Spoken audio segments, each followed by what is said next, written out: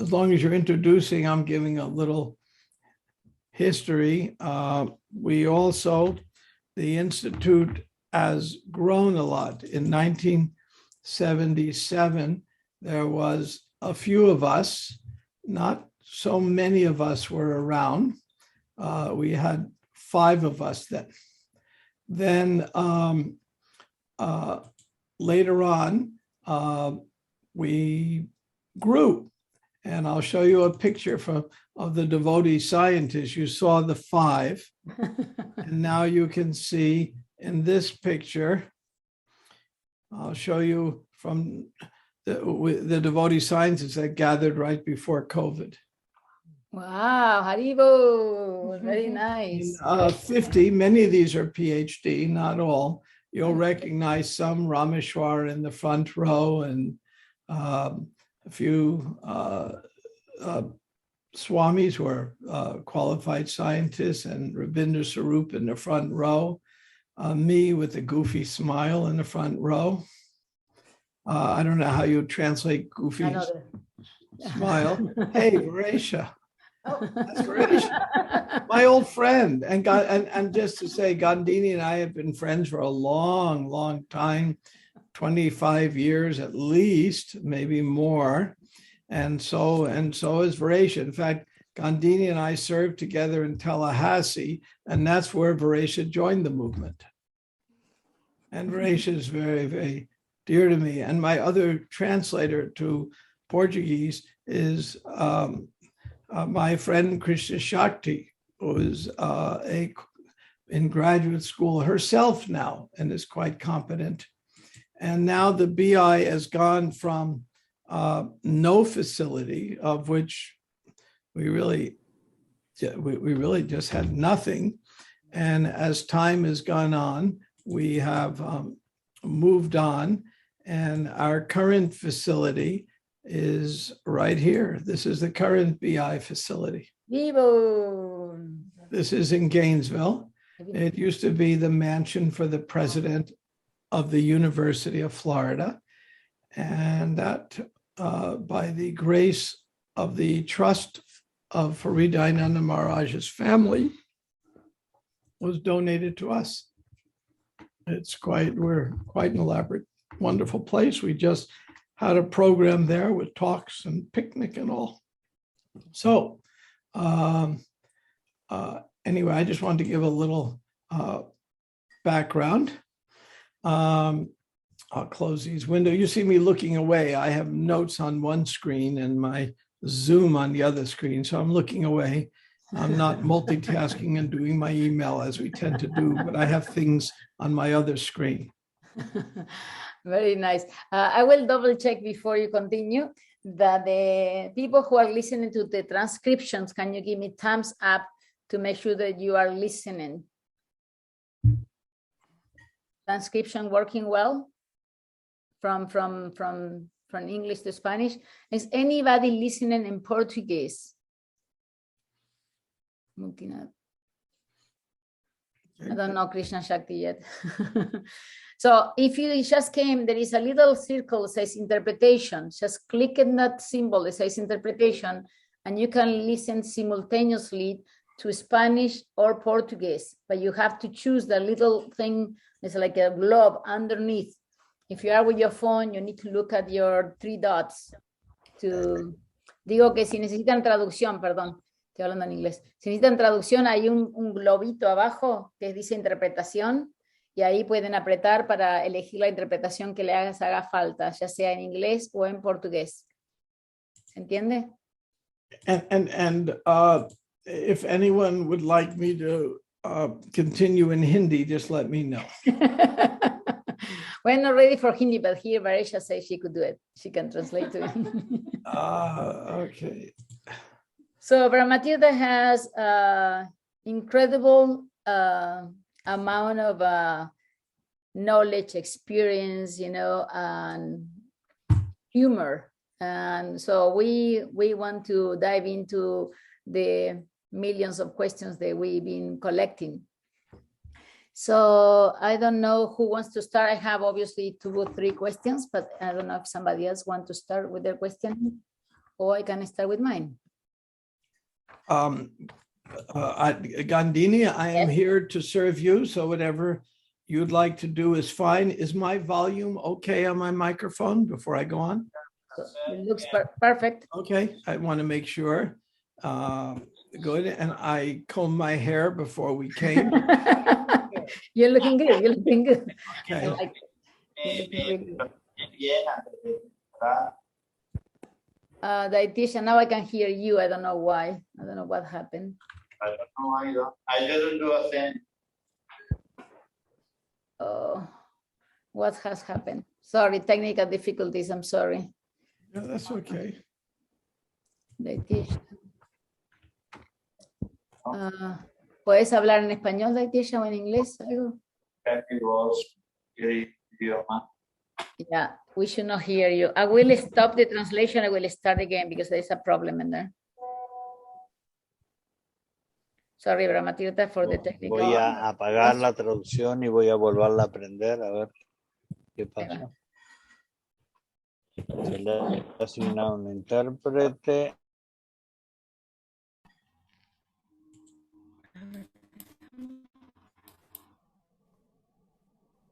I don't want to hear the interpreted together. Now it's better. No. Ok, si estaban escuchando el inglés, perdón, la tecnicalidad de acá, pero si estaban escuchando el inglés, por favor, vuelvan a ponerlo, porque lo tuve que cerrar para volverlo a abrirlo, porque lo estábamos escuchando dietitian.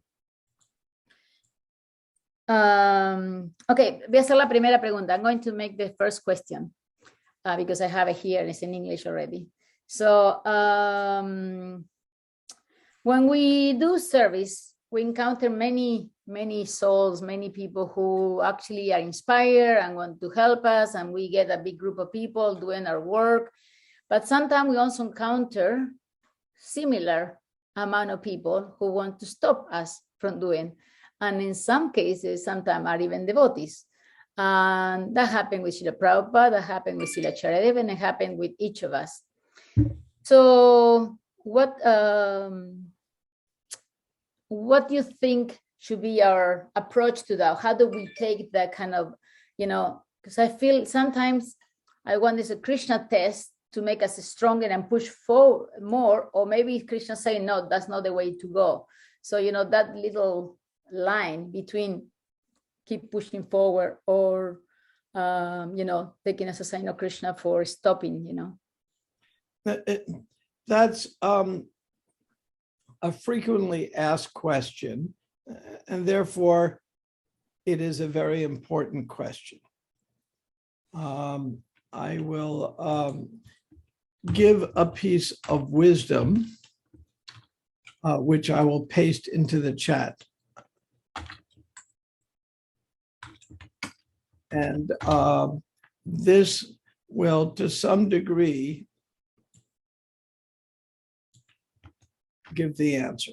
So I'll put this in the chat, then I'll read it and let it be translated. God, this is called the famous serenity prayer.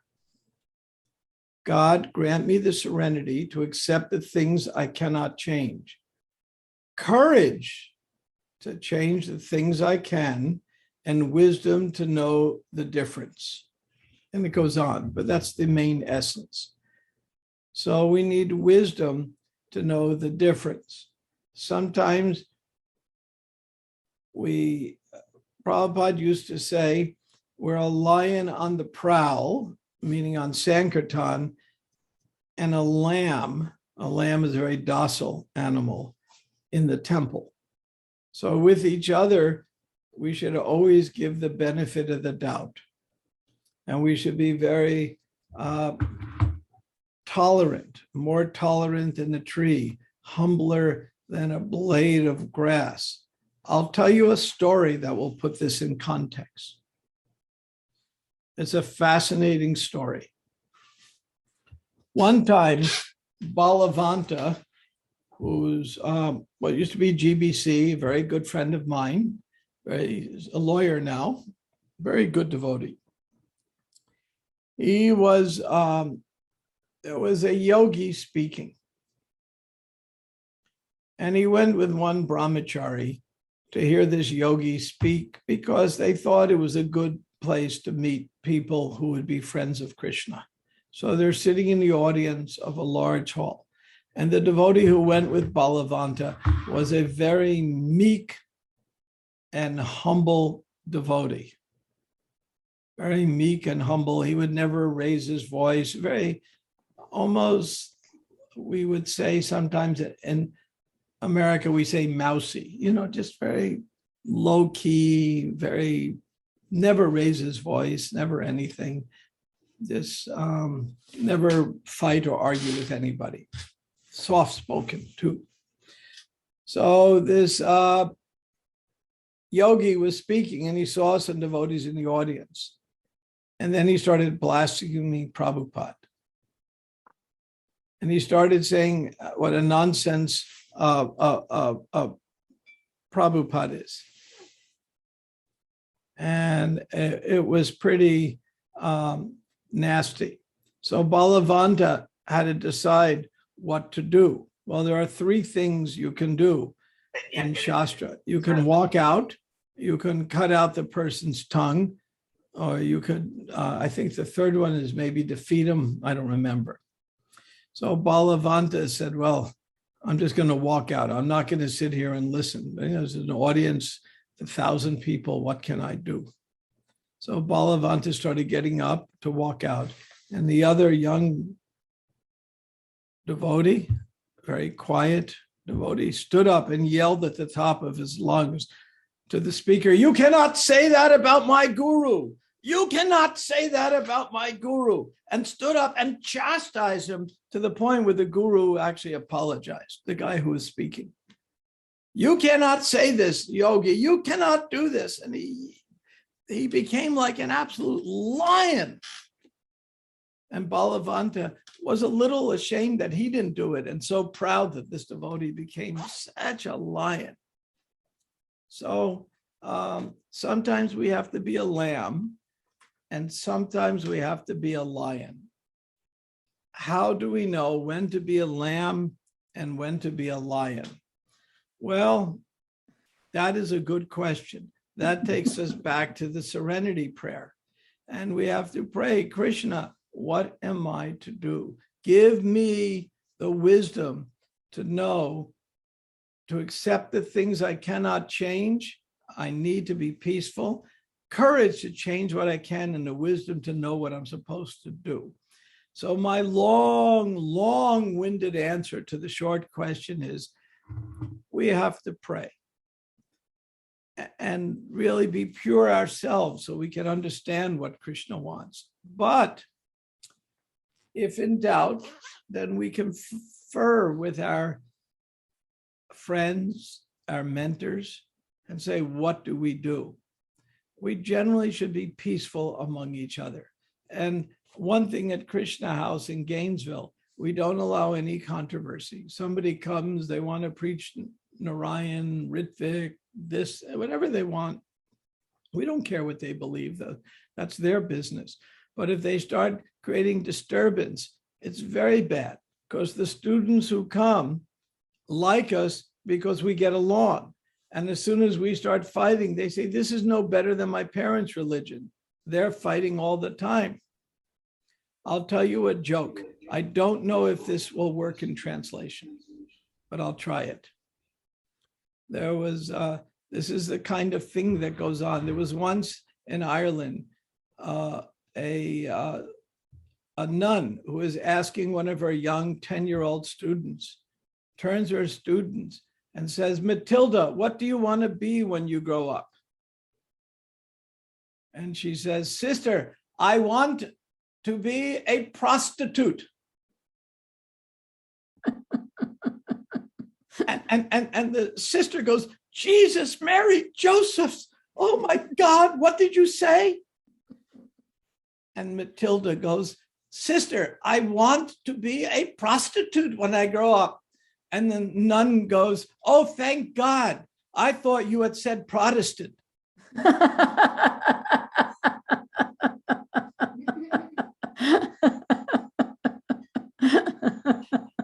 So when people come to our temples, they don't want to see that kind of fighting. They want to see us getting along because they see that all the time. So at the same time, we cannot allow someone to come to our temples and create a big disruption.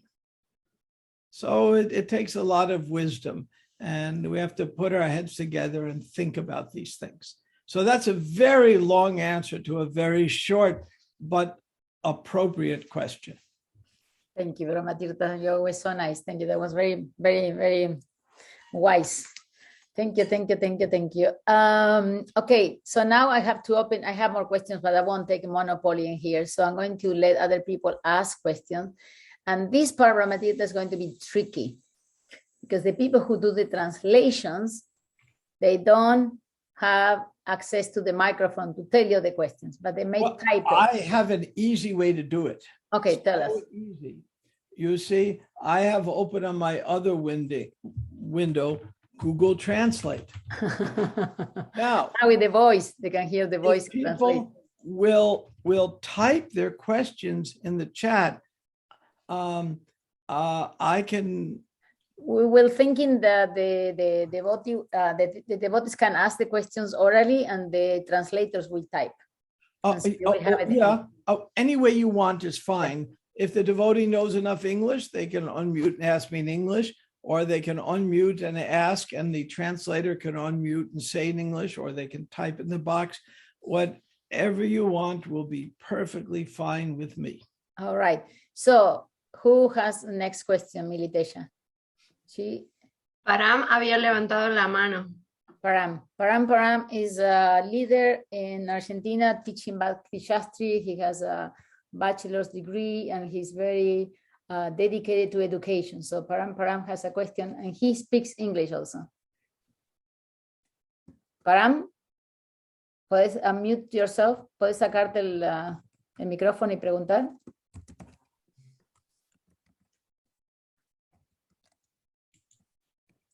Param, yo no lo veo a Param. Fue un error, apreté por error la manito, perdón. ¿No tenés una pregunta ya que estás ahí? Ya te hice la presentación y todo. Te vamos a poner el spot. Bueno, no importa. ¿Alguna otra pregunta? ¿Tenés pregunta, Param?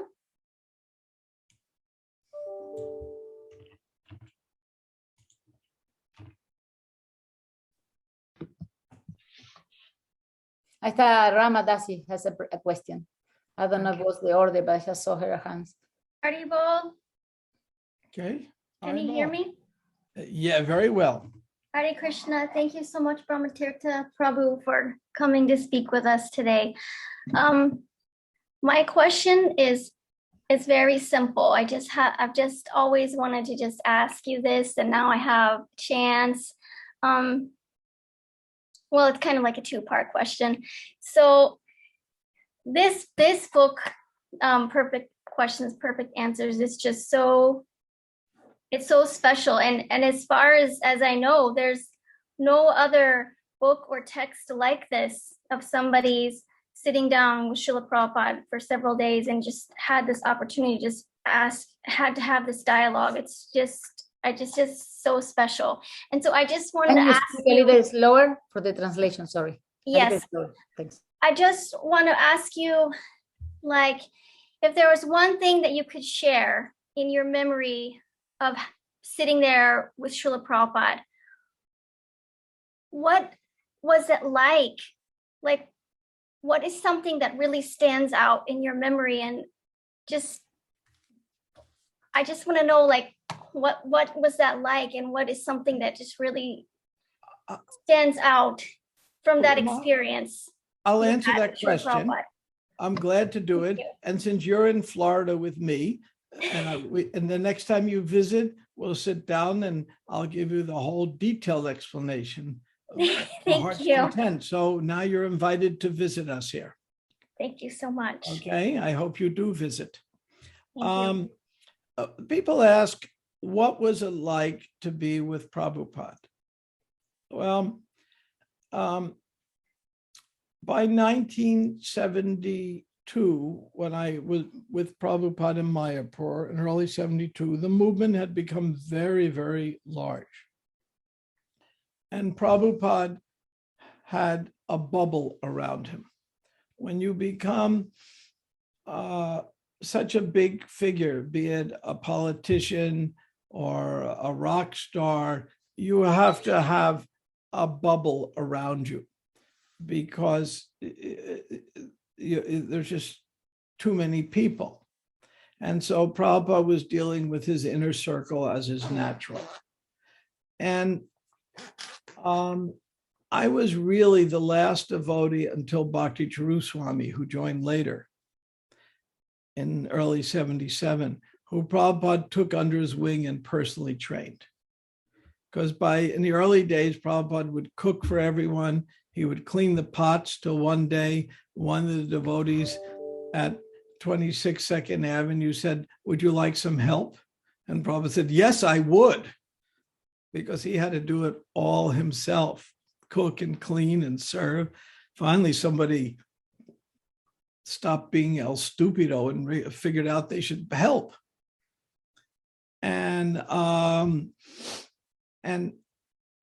so gradually, by the time I came a devotee in the 71, 72, as there had to be this bubble. But when I went to the Mayapur festival, there were about at least 60 devotees there. And there was one building in Mayapur. Now, many of you have been to Mayapur. And for those who haven't been there, the only building in Mayapur was, well, there were two buildings in Mayapur. This was one, the Bhajan Kutir, which Achyutananda built for Prabhupada, just a hut. It was actually smaller then. It gets wiped out in each flood and they have to rebuild it. And then behind it, there was an outhouse, a little straw toilet room for Prabhupada. And somebody had the not very smart idea of putting a piece of incense in it because it makes everything smell nice. Well, of course, the whole thing went up in smoke and poof, there was one building instead of two. But the nice thing is you could rebuild it in the next day very easily because it's Mayapur. So I was the only English-speaking guest at the first Mayapur festival, 60 devotees, very, very, very enthusiastic. I remember being at an artik and one devotee wasn't dancing much and another big devotee went behind him, took him by his arms, shook him up and down, said, "Dance, dance, dance." Boy, that devotee started dancing and I was terrified. Second happened to me. And so remember, everyone was in their young 20s practically. So, but there were some very sweet devotees there. There was, Yadav Bara and Giriraj Brahmachari then and Vishaka. And so, then there was some heavy duties, as we say. So I was the only guest that spoke English. The only other guests at the first Mayapur festival were villagers who came to see, as Prabhupada described us, dancing white elephants. So Prabhupada kept me in his hut with him, I think to protect me. So I think that's why he kept me there. It's not that I was so smart or anything, but he just kept me to protect me. Because, I was educated. I was a professional in India. I was teaching high school for a few hundred rupees a month. I mean, I was living in abject poverty, but I was, professional. I had a degree. So he kept me with him. Now, what was it like being with him? Rama asked. Very comfortable. Prabhupada never made me feel judged or ashamed. In the book, as those who have read it know, I bring up embarrassing issues about regulative principles and desires and material desires. At no point did he make me feel embarrassed or uncomfortable. He just would bring me back to ways to bring it to Krishna. He just brought things to Krishna. When I explained, I didn't understand concepts. he would put it in very simple terms. For example, he said, an iron rod is iron, but if you put it in fire, it's still iron, but it assumes the quality of fire. It glows, and if you touch it, you'll burn. So it said, and that's how Krishna works with the material energy. So we want to take this material body and Krishnaize it. And then said, oh, that makes sense. Before I met Prabhupada, I was already a theist. I've been a theist since I can remember, but I didn't know who God was, nor did I know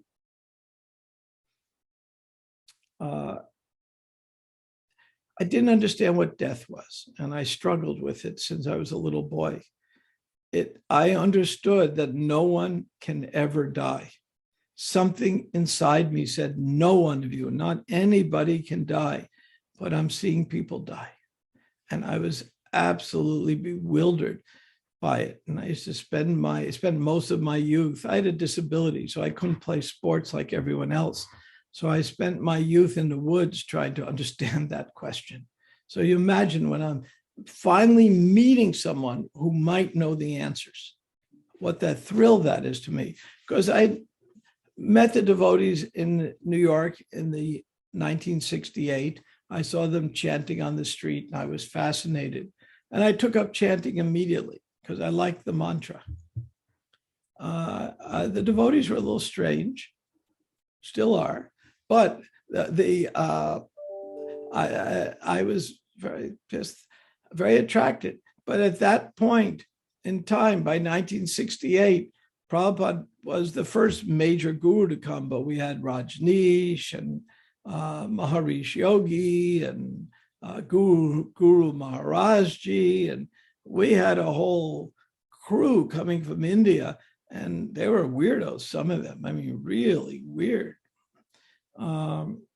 And how was I to find out who's the real guru?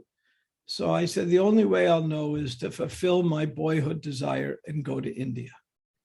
And I didn't want to go to India as a tourist, so I went as a high school teacher. Now,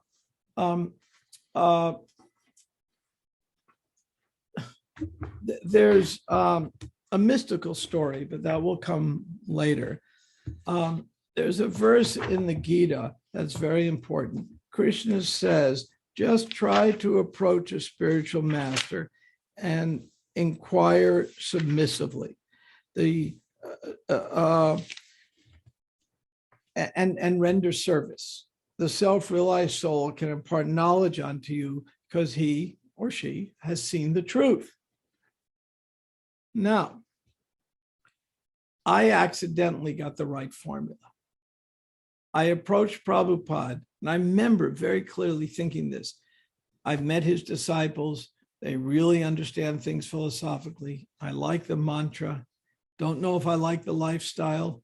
I'm certainly not attracted by the clothing, but I like it when my socks match. And in those days, it was almost a law among devotees. You couldn't have the same color sock on each foot. And at least it seemed that way. And so when I approached Prabhupada, I said, I don't know if he is the Jagat Guru, whatever, but I like his followers. They're really sweet. I like the mantra. So I'm going to assume he knows the truth and not challenge him. Why would I challenge him? Later on, I'll digest what he taught me and try to understand it. But first, I want to approach him without challenging.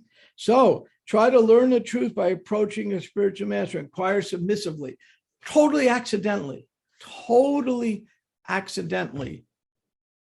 I got the right formula. And then render service. What were we doing? The first Mayapur festival was mostly serving out kitri to the tens of thousands of refugees from the war that had just happened between India and Pakistan. We were right on the border with what used to be East Pakistan, so tens of thousands of refugees. So I was rendering service, inquiring submissively. Bingo, as we say in America. I don't know if that translates. I hit the right formula. And when you hit the right formula, what happens? A self-realized soul imparts knowledge. So what was it like being with Prabhupada? He treated me with great respect. I never looked him in the face. I sat there, he was on a raised platform, and I don't know why I did this, but I always was looking at his feet. And I think I got a big blessing for that. And he never made me feel uncomfortable. Prabhupada's really a nice person. I mean, you say, what is he like? He's a really, we have this image of this Prabhupada, and he floats and he flies. And what, he wasn't very tall, though he always looked bigger than me, but he wasn't. But he's a really nice person. And Prabhupada, very, very funny. I mean, riotously funny. The problem is there was a generational and a cultural difference. So a lot of the funny things he said would go over our heads. When I go look at it, I realize how funny he was, because it says that devotional service is joyfully performed. Krishna says that in the Gita. And with Prabhupada, it truly was joyfully performed. Okay, so I've given another long-winded answer, used up more time than I'm supposed to, but I thought that the question of Rama would be one that others might have asked, so I gave an elaborate explanation. Thank you for that question, Rama, and don't forget you owe a visit. We can hear you for days and days, so Brahma Tirtha, we are already here for a while. I don't know how much time you have, but Militesha will tell me the next person. I think is you say Maha Santos has a question. Maha Santos, are you ready to ask your question now? Digo, ¿estás listo para preguntar tu pregunta, Maha Santos? No sé si hablas español o portugués. Sí, gracias. Español, Gandini. Ah, ok. Bueno, haz tu pregunta y ahora vemos cómo la traducimos. Dale, Daitieya, ¿vos podés escribirla cuando ella la diga, la pregunta en el chat, para que Brahma Tirtha la tenga? Dijo que sí, Brahma Tirtha. Bueno, gracias. Dale, habla despacio para que puedan tipear. Bueno, por tu cercanía, Prabhu, a Srila Prabhupada, debes tener tu opinión muy formada sobre el papel diksha de las devotas en ISKCON. ¿Podrías, por favor, compartir esta opinión? Y además te pido un consejo, porque hablaste de serenidad para aceptar aquellas cosas que no puedo cambiar. Si me dieras un consejo de cómo poder gestionar las emociones que tengo al respecto, de ver tanta resistencia, aún hoy, de este papel diksha de la mujer en ISKCON. Espera un minutito, por favor, porque no sé si están traduciendo. Dame un segundito, pero muy buena tu pregunta y es la persona indicada sin duda porque él está... Pero dame un segundito. Brahmadita, one second, we're trying to figure out if they are you seeing the chat underneath or no? This is us talking. Daitieya, ¿pudiste copiar la pregunta de la devota? Si no, trato yo de traducirla. No estoy escuchando Daitieya, yo el que lo escucha Daitieya, Militesha, ¿qué dice Daitieya? Dice que sí, que la copió y que la puede enviar. Envíala en el chat, por favor. Entonces Brahma Tirtha puede verla.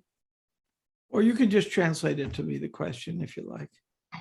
Yeah, she was saying that you have a lot of experience. I don't remember all the details, but something like, she would like to know, a ver si Daitieya already has it, maybe it's easier. Daitieya, no la veo, la pregunta. Ok, vamos a tratar. Daitieya tiene que escribirla porque, ahí está. Ah, pero en español, no en inglés. Oh, no, I have it in English. I translated it. Okay. I've heard it said many times that before being a good devotee, you have to be a good person. Understand that culturally, this concept of a good person can be various things. I'd like you to tell me what is your opinion on that, and thanks. No. She asked about Diksha. That's not what she asked. Sorry, I will ask. Oh, that's in the chat. Sorry. Yeah, that's not. Okay, Maha Santos, let's try again. So she said that you have a lot of experience with Diksha, female Dikshas, and she wants to know what is the status of that, what is going on with the female Dikshas. And then she said, to tolerate you say to be able to tolerate, no? But she wants to know how she do with her feelings right now. Give me 1 second because this has been not working. So, Maja Santos, una vez más, a ver si te traduzco bien despacito y te voy traduciendo por pedazos, dale. Bueno, Perdón. debido, o sea, aprovecho esta oportunidad porque él ha tenido mucha asociación con Prabhupada, You take this opportunity because you have a law association with Srila Prabhupada. por lo que considero tiene una opinión formada Therefore, you have an opinion already formed acerca de la posición que tenía Prabhupada de las diksha mujeres en ISKCON. on the position of Prabhupada on women's dikshas. Okay, Pri- well, What? Sigas more. okay. Primero, si él podría compartir esta opinión personal de él en relación a este tema. First, she wants to know if you can share that opinion, personal opinion for Prabhupada with that topic. And second, Y segundo, ya que él habló de serenidad para aceptar aquellas cosas que no puedo cambiar, she said you talk about being calm, Accepting things. with accepting serenity things with that serenity you can't change. that you cannot change. y si él fuera mujer, si pudiera ponerse en mis zapatos, ¿cómo gestionaría las emociones que yo siento, los sentimientos que siento de tristeza por ver tanta discriminación hacia la mujer? So if you were a woman, how will you deal with the emotion that she feels for seeing that happen in ISKCON? The discrimination against women. Okay, so my answer to the question is yes. And what's the next question? No, I'll answer it. Okay, so it's a very good question. For the last 1 year, I have been the mediator between a GBC delegation of Jayapataka Swami, Bir Krishna Maharaj, Anuttam and Pragosh, who are strongly in favor of women giving initiation, and a delegation from the India Bureau, which is opposed. So I've been the mediator. And I've done it. I had a meeting with these devotees every week for 1 year now. And next week at the GBC meeting, we've come to a way to make it work. The entire India GBC is now had more or less a change of heart, you might say, on it. And none of them, Gopal Krishna Maharaj and Jayapataka Swami, are strongly in favor.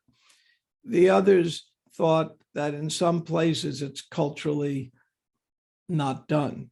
For example, in Vrindavan, even though the wonderful Yamuna installed, basically arranged for the deities, sewed the dresses, did so much, she was not allowed to actually, once the deities installed, go on the altar.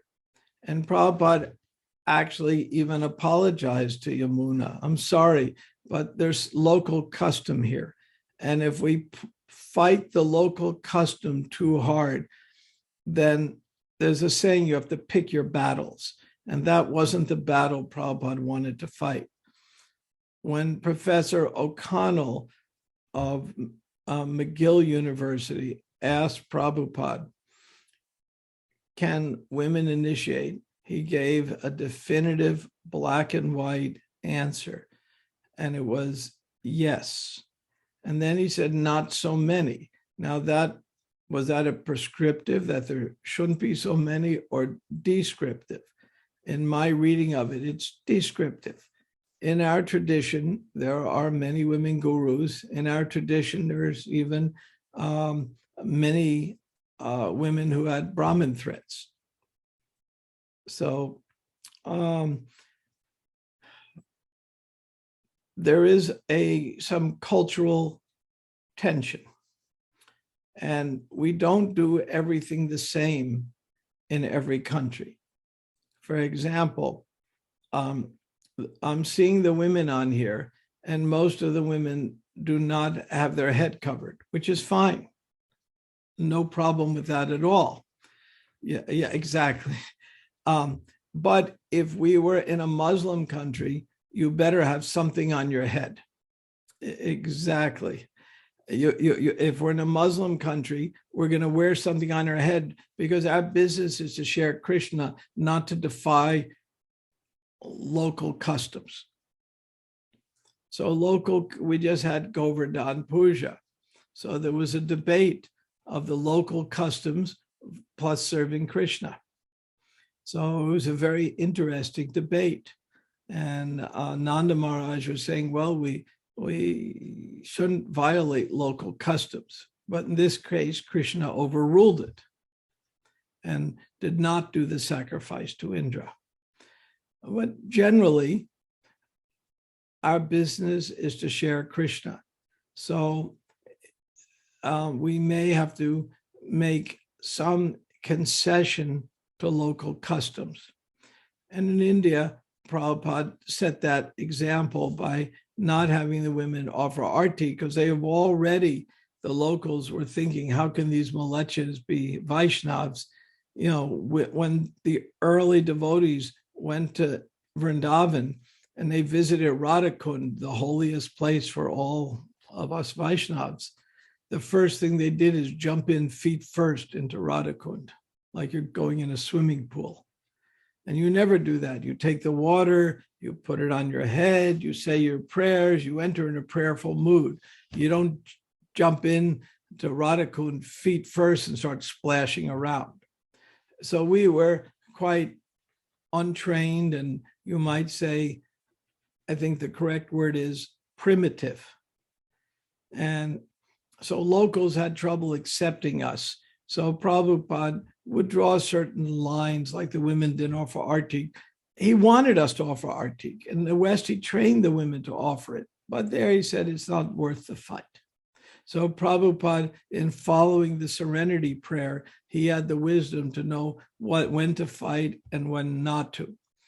At next Wednesday, there is a resolution coming in front of the GBC meeting, which will help resolve the issue. I've been working on this, like I said, for 1 year.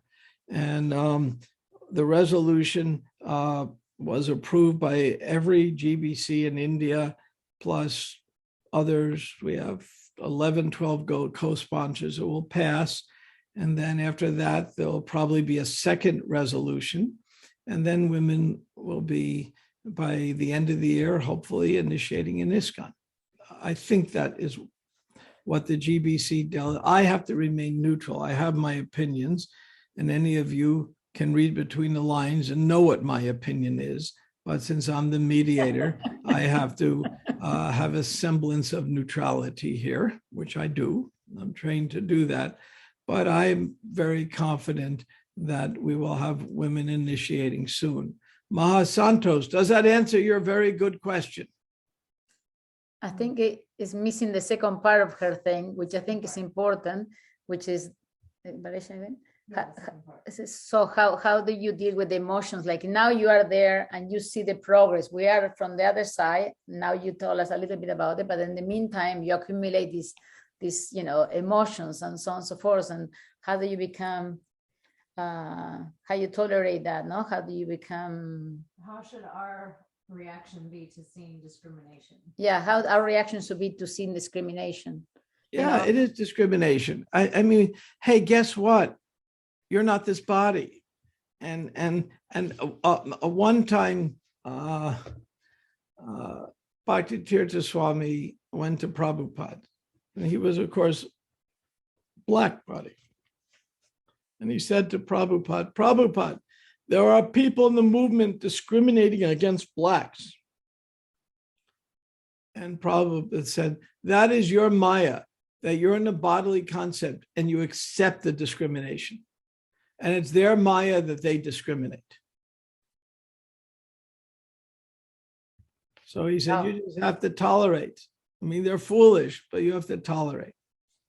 And so if people are discriminating, somebody might discriminate because you're a woman, because you're Latino, because you're American. I was in Israel. Now, I was in Jerusalem. I'm from a Jewish family. I kind of look Jewish, people tell me. So here, see, I'll show you. See? Your hat makes it perfect.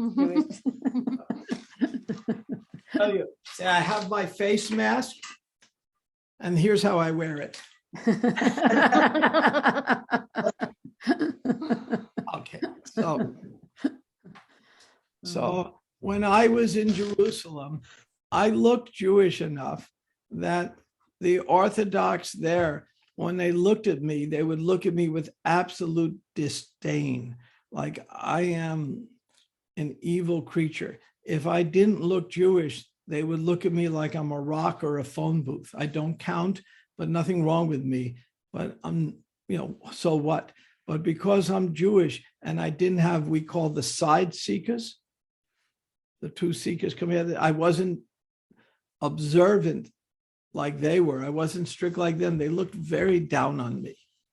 And I understood. It was a very good thing for me because I understood what it's like to be discriminated against. So I understand if somebody's a woman and they're discriminated against. I made a suggestion, a joking suggestion at my mediation between the two groups, the India Bureau and the GBC delegation. So I made a solution. When I proposed this solution, Jai Pataka Swami, who in spite of his stroke can still roar, he was so happy with the solution I suggested because it exposed the bodily concept. He was hysterical. Here, would you like to hear the solution I suggested? Here's what it was. I said, our first female guru I love it. should be a transgender, somebody who began as a man and became a woman. Then everyone's satisfied. Let it go. He loved the idea. He said, I have a couple, a disciple. The man became a woman and the woman became a man. Now, which one of them can be guru? And the other side had no answer whatsoever. Because he was trying to show it is bodily concept. So, but sometimes if somebody attacks us, that's also Krishna's mercy. If somebody's discriminating against me because I'm a man, because I'm Jewish, because I'm American, somebody discriminating against you because you're Latino, you're a woman, you might be transgender, whatever reason somebody is discriminating, that's their Maya. And as Prabhupada said to Bhakti Tirta Swami, it's their Maya to discriminate and it's your Maya to be disturbed by it. So we have to rise above being disturbed. But I understand how it can be damaging emotionally to have someone treat us as if we're this body. That's why in our movement, we respect, for example, women so much. We don't want to exploit women because to exploit women is an example of treating someone as if they're this body and they're not spiritual. Does that answer the question? I think so. Ahora sí. Now, yes, it's complete. It's a very good question. Muchas gracias. It's a hard question. It's a hard one. I understand that. Gracias, Mama Tirta. You always so clarifying for all of us because she asked the question, but many of us, especially females, feel those things that are unjust in some ways, and we want to bring justice. So thank you for all of this. There is some injustice, and there's a lot of material vision that can be there. At the same time, there are some cultural norms. For example,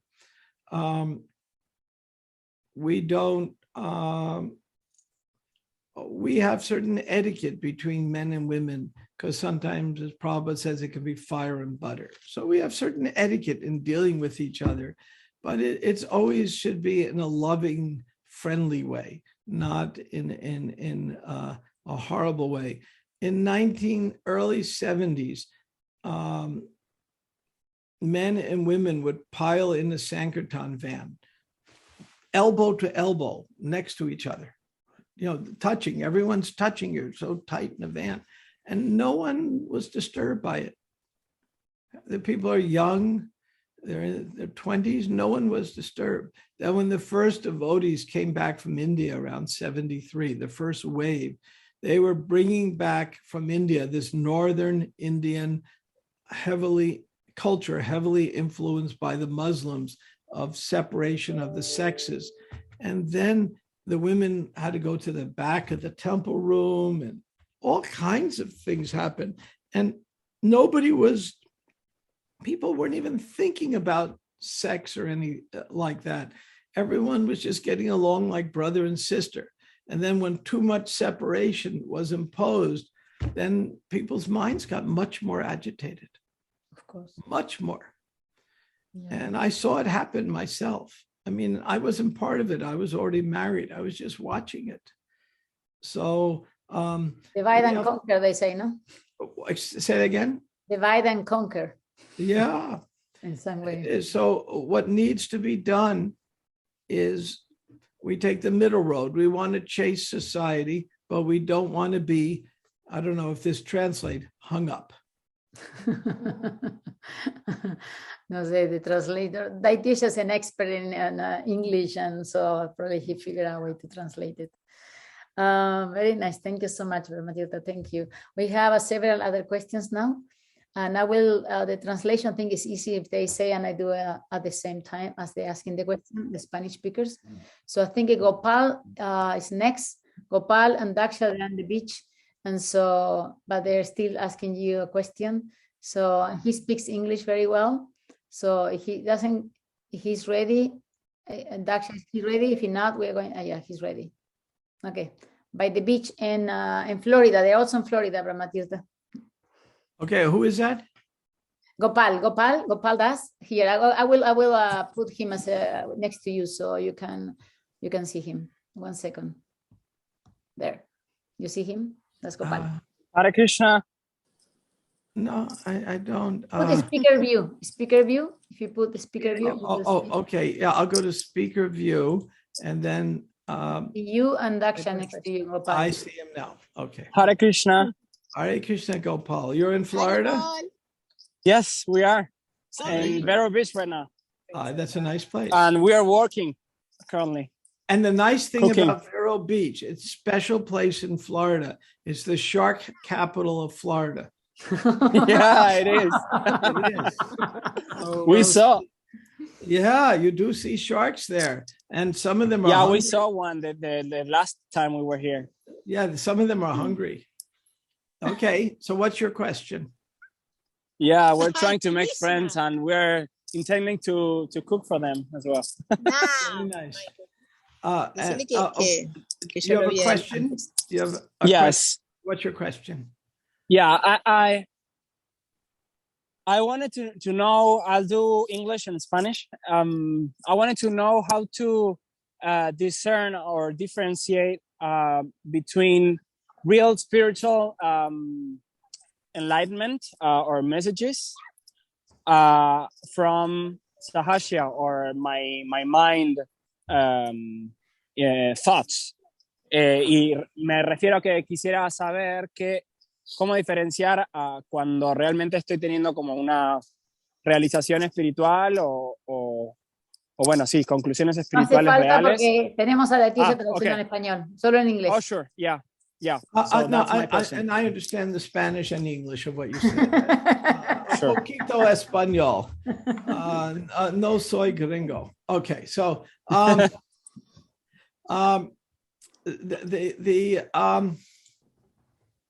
one time, one man came to Krishna Balaram temple, and he was rolling on the floor. Krishna, Krishna, Radha, Krishna, Krishna, Radha, rolling over the floor. And the devotees, Prabhupada said, what do we do?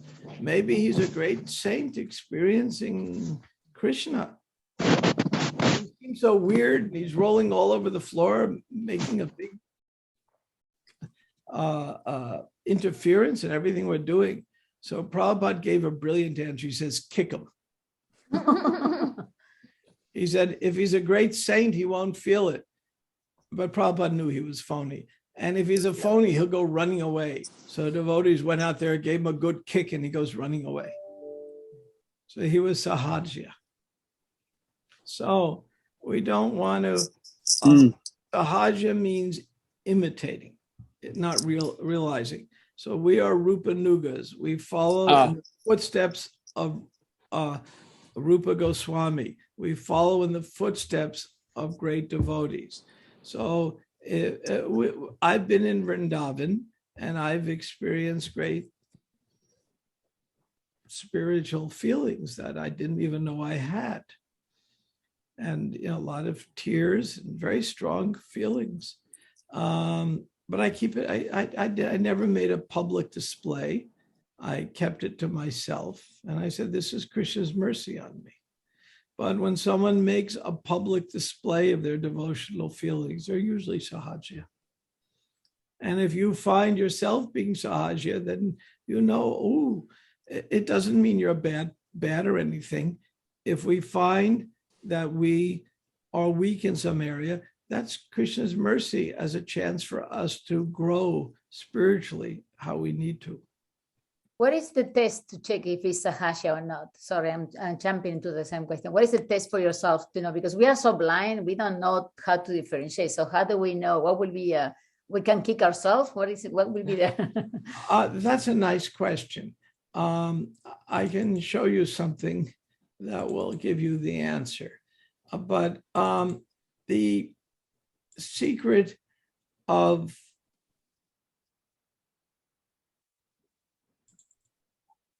here it is here. How do we know? I mean, I went to one program with Indradumna Swami's Prikram.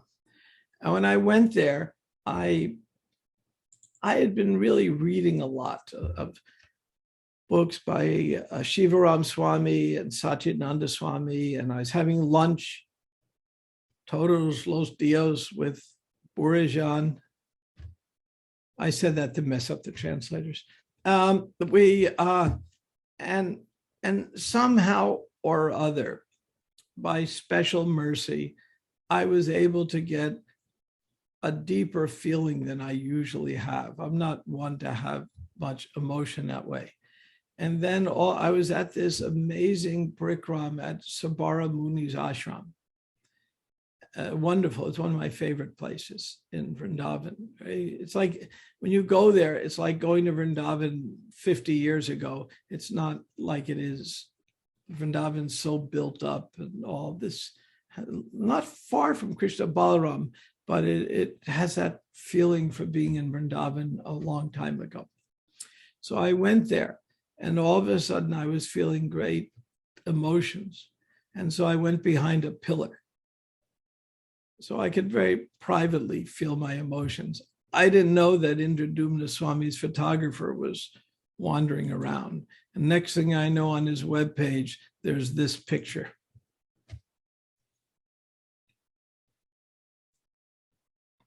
So you can see. So I was quite taken aback by that because that was a private thing. I didn't mind. It was the photographer's doing his job, but it was a little embarrassing for me, but so what? That's Krishna arranged. So I could share this experience with you. Maybe that's why Krishna arranged. And it was a very deep experience. And I was just something private I was feeling. I wasn't sahaja. Now, if I had stood out in front of everybody and started crying and rolling on the ground, I would pray that someone would kick me hard. So the answer to your very good question, the answer to your question is sadhu sangha. By associating with senior people, by your mentors, you will be able to soon distinguish to what are your real deep emotional feelings and what are remnants from your prior life you're trying to shake off. Very nice. Thank you very Okay. much, Tirta. This is perfect answer for sure. I don't know if they're perfect questions, but it's for sure perfect answers. I'm enjoying the questions and the They're answers. very nice questions. I'm very impressed I by have the a- quality of questions. Militesha, we have a question now. I know there's more people, but we're going in order. So you know, raise your hands and we keep you in the list. There's Militesha and then after Dardura. So you guys prepare. And I try to translate. One question before una pregunta. ¿Hay alguien que está escuchando el portugués? Thank you very much, Peggy. Ujú. Hay alguien que está escuchando el portugués, la traducción en portugués, porque está Krishna Shakti traduciendo y quería saber si alguien lo está usando. Si no, Krishna Shakti se puede liberar. Bueno, no sé, no parece que nadie, Krishna Shakti, no estoy segura. Bueno, entonces ahora Militesha, hace tu pregunta. I see some hands raised. Sí, Militesha primero y después viene Dardura, después viene... María Noel y su tapa estaban en la lista antes que yo. Disculpa. Perdón, bueno. Están listos y tienen buen internet. Aprovechen. Gracias. Hare Krishna. Hare Krishna. Hi. Nice to meet you. It's not only a pleasure, but also a honor and a privilege to listen to you. Thank you. No, thank you. Well, you have already read my question, our question. So that is about being a good person before being a devotee. Yeah. I have your question here in Spanish and I have it translated. Rabindra Sarup gives a brilliant seminar. It's one of my favorite seminars. It's called Cure of Souls, and I'll put it in the chat. And you can just Google Rabindra Sarup and Cure of Souls. So it's something I think every devotee should listen to. I've listened to it several times. In it, he describes the internal struggle of being a devotee. And he's doing it, telling the story of a minister who lived in the first half of the 20th century. His name was Boyson. And he realized that being somebody who's a minister, a priest, a rabbi, is very difficult because people expect us to be at the absolute highest standard. And very few of us are 100% there. And therefore, we feel that a tension between how people see us and how we see ourselves. People see us, oh, great saint. I once went on a 5-hour walk about 3-4 years ago with Radhanath Swami. He and I are friends, and I see him as a mentor, but we're also friends. So we went on a long walk, and he wanted to reveal his mind to me about something. So 5 hours. I wish it had been 5 years, but that was too short. And in it, he described a struggle he has. He said, every day I'm getting all this praise. Oh, Guru Day, blah, blah, blah. Oh, wonderful Guru. You know, your feet don't touch the ground, blah, blah, blah. Every day he's getting that praise. And he said, every day I have to go and remind myself I'm just the humble servant. I have to fight it, because when you have all these disciples saying these things, it can go right to my head. And he just wanted to reveal his mind to me, how difficult it is every day of the week, 365 days a year, to fight this. Actually, COVID has been nice for him. He's been isolated. He hasn't had to put up with this too much. I mean, I can't imagine if people were washing my feet every day and saying all these things about me, I'd start believing it after a while. So it's a struggle. Cure of Souls talks about it. Rabindra says like this: first you become what you think is a pure devotee, and then you become a human being. Because when we get initiated, we think, oh, I know everything. I'm a pure devotee. I know it all. 1 second. I think the translator got a little bit lost, the translation. Daitesha, are we okay with the translation? Dardura, what are you saying? I need people to speak to me because I cannot hear Daitesha. So, Dardura? I'll speak slower. Okay. This it can be very difficult. We get initiated. When we get initiated, we all of a sudden, all of us go through this. We think I'm initiated now. Now I'm a pure devotee. I'm wonderful. I'm wonderful. But no, initiation, the word literally means beginning. So first it goes to our head, we're a pure devotee. And as Rabindra says, then we can become a human being. So, and Prabhupada wanted the same thing. He said, I want ladies and gentlemen.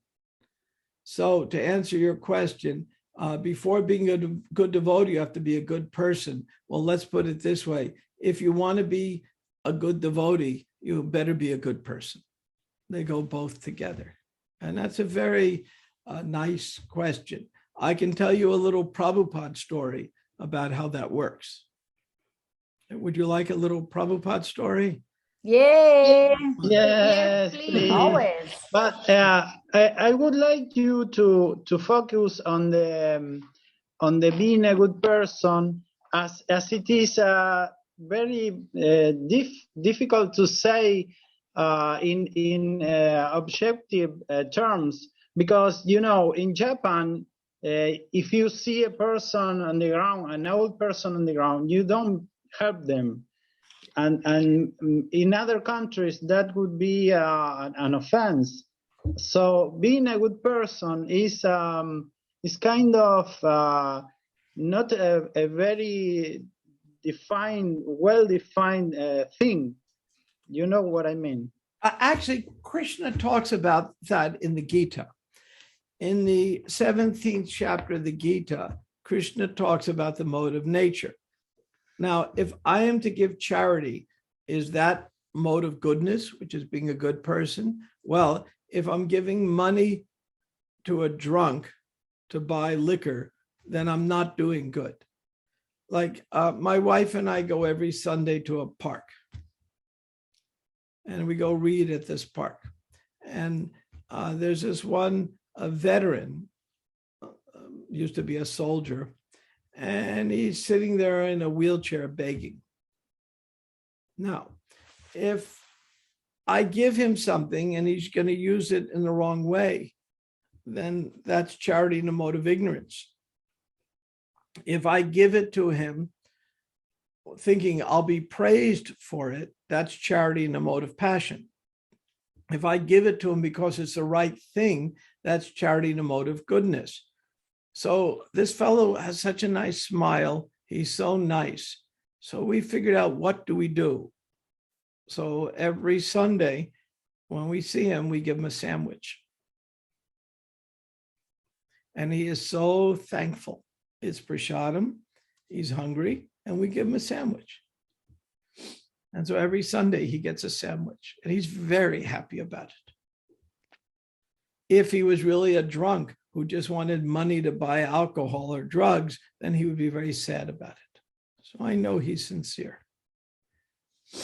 So Your Prabhupada, you were telling now. I'll tell the Prabhupada story. So in the 17th chapter, Krishna outlines in detail how to be in the mode of goodness. So the best thing I can say is refer to 17th chapter. When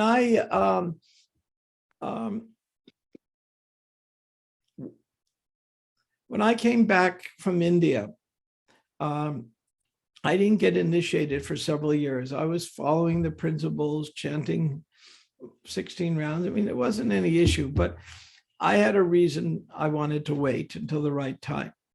And I wanted to make sure my wife was ready too. And yeah, anybody who has, I've been married 49 years. If you want to be married 49 years, the secret is never preach to your spouse. Hari Hari Bol.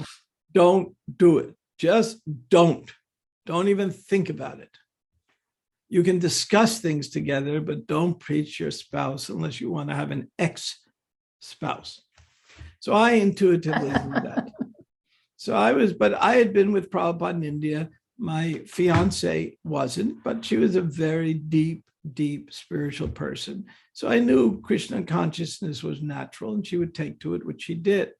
But the devotees in New York, where I was in graduate school, which was a little weird. Most devotees in the 70s were not in graduate school. And I was running a Krishna yoga club. I did a lot of seva, but nevertheless, I was a little weird. So devotees were preaching to me. And not all, some were very nice to me, but some more zealous devotees were preaching to me that I was in Maya, that something was wrong with me. Because normally you get initiated in 6 months. And imagine if Prabhupada spent 3 days with you, talking to you all day, and you're still not initiated. So I was starting to feel a little low about myself. And I was getting somewhat depressed. And then Prabhupada was in New York. And usually when he came to New York, I would be his driver and I'd get to be with him. So I didn't volunteer that time to be his driver. And he was walking from his room to the temple room. And so before he rounded the corner, because the Swamis come first, as soon as they came, I offered obeisances. And I said the prayers very, very slow because I didn't want Prabhupada to see my face. I felt I was too fallen. It was a very difficult thing for me. And I figured Prabhupada would go in the temple room, sit on the Vyasasana, and I'll just sit in the doorway. It was very crowded too. So I offered the obeisance prayers. As soon as I saw the first danda coming from one of the Swamis, I went in the corner and offered the prayer, Nama Om Vishnu Padaya, real slow like that. And I thought by the time I finish, Prabhupada will be sitting on the Vyasasana and I'll sit in the doorway. Well, I didn't know it, but somehow Prabhupada recognized me even though I was upside down. And he stopped and he stood right where I was. And I didn't know it. I had no idea. There were just a lot of feet around me because it was very crowded. So when I stood up, Prabhupada was 1 inch from me. And then he said, so glad to see you, and gave me a huge hug. And Prabhupada usually didn't give hugs. So he gave me a huge hug. That was Krishna telling me that I was doing the right thing. I knew in my heart I was doing the right path. But some people, not all, some people were telling me I was in Maya, I was doing the wrong thing, blah, blah, blah. So when he gave me that hug, I knew, he said, so glad to see you. I knew it was the right thing. And similar things happened twice more with me and Prabhupada, where he had me sit next to him at some occasion and other things happened like that. So then finally it's Rath Yatra 1976 and I got initiated. And Prabhupada didn't come to the initiation. He wasn't feeling well. But the next day he came to, and it was a good thing he didn't come. There was 100 devotees getting initiated. You know what it's like to have 100 bananas in a fire inside? Anyway. Smoky, very smoky. You couldn't see the nose on your face or the nose on anyone else's face. So I'm glad Prabhupada didn't come. So the next day, it's Guru Puja time. So and you go up, you get a cookie. You offer obeisance, get a cookie. So I went up, offer obeisances to get the cookie. And I was thinking, Prabhupada's going to be so proud of me, so glad to see me. He gave me hugs. He gave me this. He gave me that. And I walked up very proud. Now I'm initiated. Now I'm your disciple. And I went to get the cookie and Prabhupada looked through me, not at me, as if I was a piece of glass and he didn't see me. He had that look on his face where he didn't even see me, just gave me the cookie and it was like he was looking through me. And I knew that was totally my pride, and my pride was completely busted. So that's how things work. Thank you, Brahma Tirta. What pastime. My goodness, amazing. I think many of us who've been around have seen few of those, not with Prabhupada, but Krishna always show us, no? Give us the mirror. Yeah. So when I got initiated, I got very proud. And boy, did Krishna nip that one in a very good, dramatic way. Fortunately, I got to be with Prabhupada again before he left. I didn't want that to be the last look I ever got. But anyway. Thank you very much. Libby with Gopal and Daksha Kanya, she has a question. I think she's the first time listening to us. So, and I'll try to give shorter answers now because I know that I want to make sure everyone gets their question in. I have like 4 or 5 more questions. So, but you can tell us stop, and then we have to do a second part B. I'll just answer yes or no.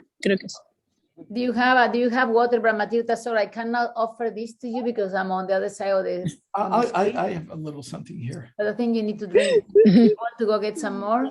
Yeah, I'll get some more. I'll be right back. Okay. Sorry, guys. Libby, ¿tu pregunta sería en español o en inglés? Libby? Who is Libby? Ah, no, Libby. ¿Cómo se llama? No, Indiana. Indiana, le cambié el nombre, le cambié el nombre. In English. Okay, Ella es perfecto. amazing. Ella la conocimos acá en Chosen, hace unos masajes maravillosos. Y es súper linda, súper. Bueno, gracias a todos por la paciencia. No sé cuánto tiempo tiene Brahma Tirta, ya pasaron 1 hora y 26 minutos. Y hay como 5 o 6 preguntas más todavía, así que vemos cómo hacemos aquí. Brahma Tirta, sorry for the long meeting. I don't know if you had planned. That's like okay. 4 or 5 questions more. We haven't had ever the opportunity to You've driven me to drink. That's what I'm good for. Okay, so her name is Indiana, not Libby. She will ask you in English directly. Me están empujando a la bebida, por eso me traje otro vaso de agua. Okay. So my question to you is, you mentioned that you have to like every day remind yourself to stay humble. And so I've noticed like with a lot of the new age teachings, a lot of different walks where people are more focused on popularity versus being of service. So how does one really just stay connected to staying in service and not get overwhelmed with just becoming popular? Like I know you said you have to remind yourself every day being humble. Well, I was saying that Radha Swami told me that he has to remind himself. So that was his conversation, how Radha Swami has to remind himself, but we all do. And if one time, Tamal Krishna Maharaj, who was one of the most beloved, best leaders of the movement, he passed on in 2002, but he was probably Prabhupada's most trusted secretary ever. Number 1 trusted. So when he was in the earlier days in Los Angeles, he was a very dynamic, powerful leader.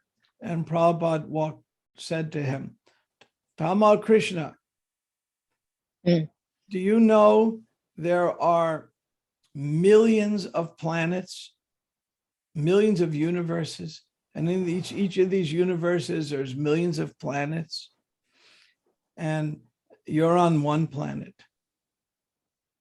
And on this planet, there are hundreds of countries, and you're in one country. And this country has 50 states, and you're in one state. And there are so many cities, and you're in one city. And in Los Angeles, there's so many streets, and you're just on this one street. And this street has so many buildings, and you're in charge of just this one building. So what are you so proud of? He said you're insignificant. And it was very powerful statement. And Tamal Krishna, being very advanced, appreciated it. So in our dealings, when we get these new age gurus, and I know some, who try to convince us to bolster our ego, it's not going to make us very advanced. It can just cover us.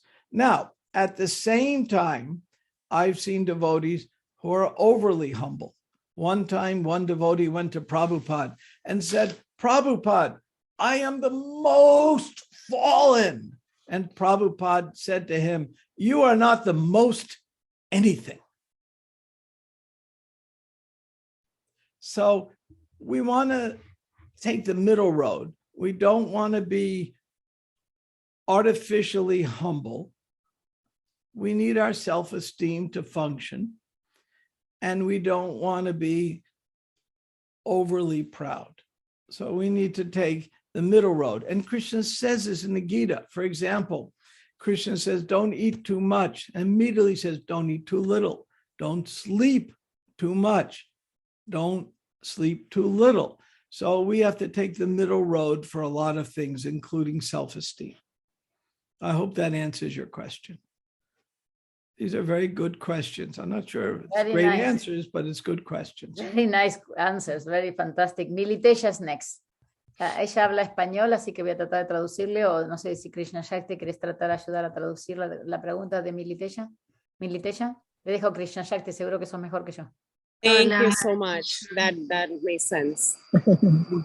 Gracias por la buena pregunta, gracias. Hare Krishna, Prabhu Brahma, Tirta, reverencias. Muchas gracias por su presencia. Mi pregunta es en relación, no sé si quién va a traducir. Krishna Shakti, empezó a traducir en pedacitos. Sí, claro. Mi pregunta es en relación de que hace un tiempo me vengo encontrando con personas que no creen en la existencia de un Dios que sea justo y bien queriente. We cannot hear you, Krishna Shakti. Okay, I can try. I think maybe because you were a translator. Okay, sorry. Thank you for trying. Anyway, so she's finding for a while now. She's finding a lot of people who is not. They don't believe in God. That's what you said. Sorry. Don't believe in God. Yeah. En one God que sea bien queriente y. In a God is a well wisher and just.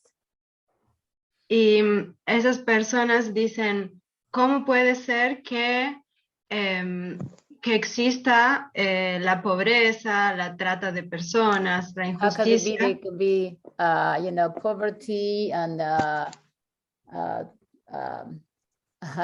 when I don't know how to translate it. People, yeah, okay.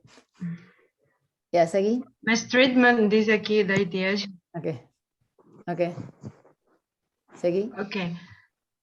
No se puede cancelar la sí, pero después tengo que cancelarla otra vez. Así Krishna Shakti intentar cancelar. Traduce. So what is the question? Okay, mi pregunta es, ¿cómo podemos responder a esas personas que no creen en la existencia de Dios o niegan la existencia de un Dios justo por causa de las múltiples injusticias y dicen que cómo Dios puede ser justo si nos hace pagar un karma del cual nosotros no somos conscientes? How to respond to people who ask how it can be a just God when he asks us to pay for a karma that we are not aware of, and how could respond to those people, She's encountering a lot of that. She's visiting her family and friends and whatever, so she's encountering a lot of that also. So now that's a very important question. Muy importante. That was Spanish, by the way. Okay, so it's a very important question.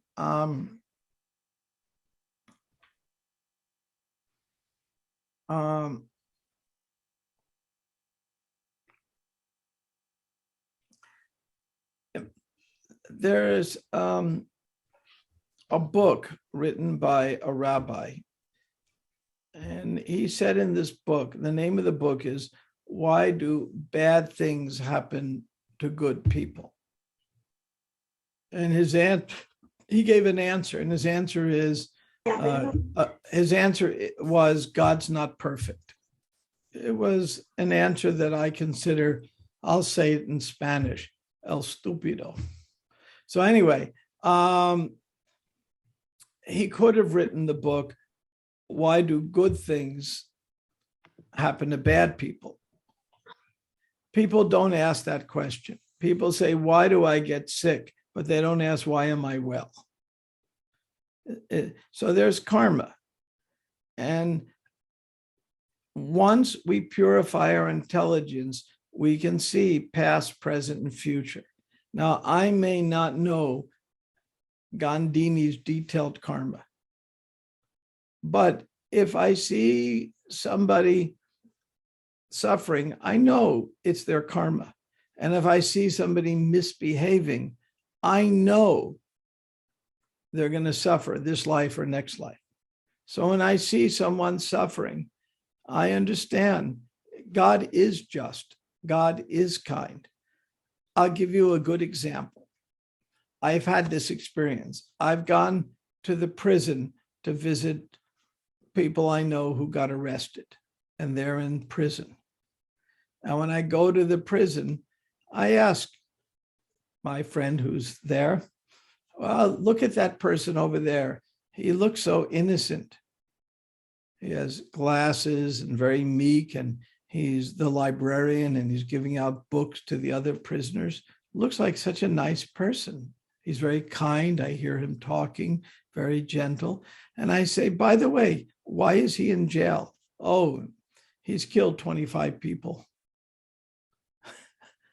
So I've seen that. My God, he's a serial killer. How horrible. But when I see him, he looks like such a nice person, but he's a serial killer. So if anybody's suffering, it's karma, but none of us like that answer because we don't want to think that we have to have our karma. Now, as devotees, our karma is reduced. And I asked Prabhupada about this. I said, well, you get sick, but you're free of karma. How can you get sick if you're free of karma? And he said, well, I've done something that Shastra says don't do. Take a lot of disciples. And I've taken so many disciples. And sometimes they don't follow very well and I get sick. He told me that. I thought that was interesting. But I didn't realize that that was the first time Prabhupada had said that, and devotees were shocked. They were absolutely shocked to hear that. So I've been in positions where I've been very sick, a lot of suffering. And be frank, sometimes that's the happiest times. I know it's my karma. And even if Krishna's taking away my karma, those material desires inside me that prompted me to misbehave in the past are still there. So even if I am free of my karma as a devotee, I'm not free of my material desires. So Krishna's giving me little doses of what would have been my karma to help purify me. Now, sometimes that's hard to see. So if somebody can see it, you can explain it. If they can't see it, then you give them prasadam. They'll get purified gradually. Always give them a sweet ball. A sweet ball cures all problems. Gracias, Brahma Tirta. Tenemos 4 preguntas y más. ¿Usted cómo está? How are you doing, Brahma Tirta? We have 4 more questions. How are you doing? We'll do it. I'm fine. I'll answer these yes or no. And I have to ask also how Brahma Tirta is doing. And how Daitiesha, because he's translated. Do you have water, Daitiesha? Thank you so much. You have water, Daitiesha? No le podemos alcanzar un vaso de Daitiesha de agua porque no está al lado nuestro, pero bueno, we can offer water to anybody. Okay, now Dardurita, and I think Krishna Shakti now can translate. Dardurita, is your question. No, I cannot. Yes, you can. Yes, I can hear you. Can you hear Yes, me? we can hear you. Oh, Yeah. finally, yay. Okay, thank you. Okay, ¿puedo preguntar? Okay, can I ask the question? Hare Krishna, muchas gracias por estar acá. Thank you so much for being here. Yo quería preguntarle lo siguiente, si bien este movimiento de Srila Prabhupada es un movimiento expansivo, I would like to ask you this. So this movement of Srila Prabhupada is an expensive movement. Muchas veces vemos a algunos devotos o incluso por etapas, hay épocas en las que nosotros también nos encontramos en una fase, diría yo, de devoto pasivo. And sometimes we see other devotees and ourselves included in some kind of phase of... You're a little soft, Krishna Shakti. I'm having a little trouble hearing you. Can you hear me better? Yeah, I'll turn up my volume. Go on. Can you hear me better now? Yes. Okay. So sometimes we see ourselves and some other devotees as a passive in a passive phase of devotional service. Entonces mi pregunta es cómo inspirar a aquellos devotos que quizás están por muchos años practicando este proceso, pero de una manera pasiva, y cómo nosotros... Ay, perdón. My question is, how can we inspire those devotees who have been practicing this process for so many years, but somehow are now situated in a passive position? Y cómo también, qué consejo nos da para eso, y también qué consejo nos da para nosotros mismos, si estamos quizás más activos, no caer en la pasividad. So what would be your advice on how to address this with others and also with ourselves, so we don't fall in this passive mode? The first thing you do is severely chastise them for being in Maya. I'm only joking. That wasn't real. Lovely. Okay. That's a very, very good question. And the majority of devotees are passive. And because they're passive, they are missing the good opportunity to taste devotional service. So what I do is I find a way to encourage them. I try to find out what interests them. And then is there something that I'm doing that interests them that they would like to be part of, even in a tiny little way?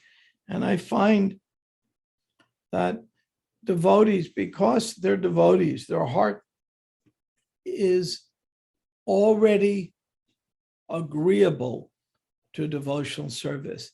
They just need an opportunity. And if they're a little fallen or they can't follow, I try to make them not feel judged at all. Okay, so what? But what Prabhupada saw, our service attitude, not our weaknesses.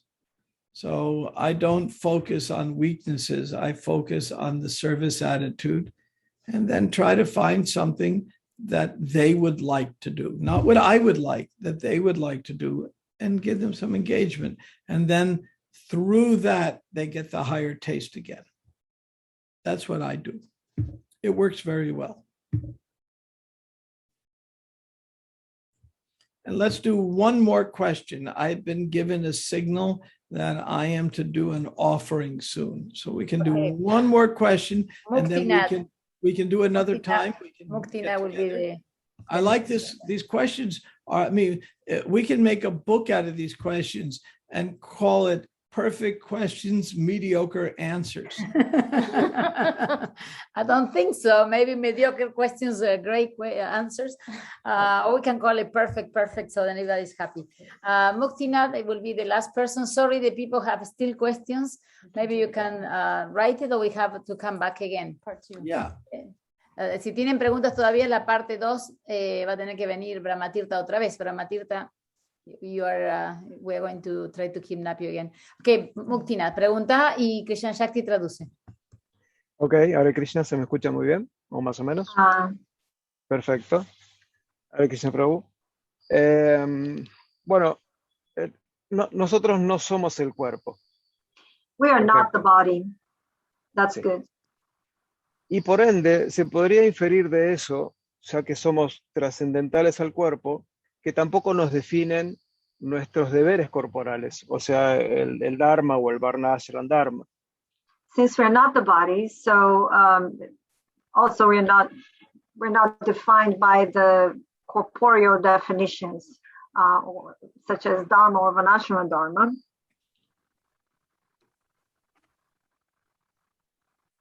Right? Okay. Sorry, ¿cuál es la pregunta? Aprovechando que tenemos... And the question? Sí. Aprovechando que tenemos la oportunidad de hablar con él, se me corta. Sí, se cortó. Okay. ¿Lo repito? Sí, pregunta la Aprovechando... pregunta. La pregunta no está clara. Ok, la pregunta viene ahora. Yo soy discípulo de Harikesh Maharaj o Hari o como quiera llamarse ahora. I am type of Harikesh Maharaj or Hari or however you want to call him now. Y siempre digamos, hemos aprendido que debe haber una correlación entre el crecimiento del cuerpo y los deberes que tiene y su varna y su ashram y todo eso. ¿Sí? And we always have learned that there should be a growth between the body and the duties and the varnashram and all that. Sí. Y en el comienzo del movimiento, muchachos de veinteañeros tomaron la orden de sannyas, que en realidad se toma al final de la vida.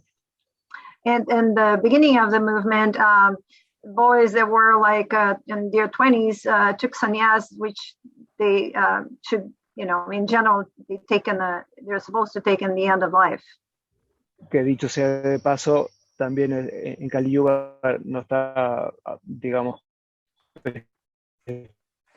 Se te corta. Puedes hacer la pregunta. Puedes hacer la pregunta. Sannyas, y creo que tampoco, o sea, por lo menos sí la Bhaktivinoda Thakur no lo tomaba como algo muy relevante, la orden de sannyas.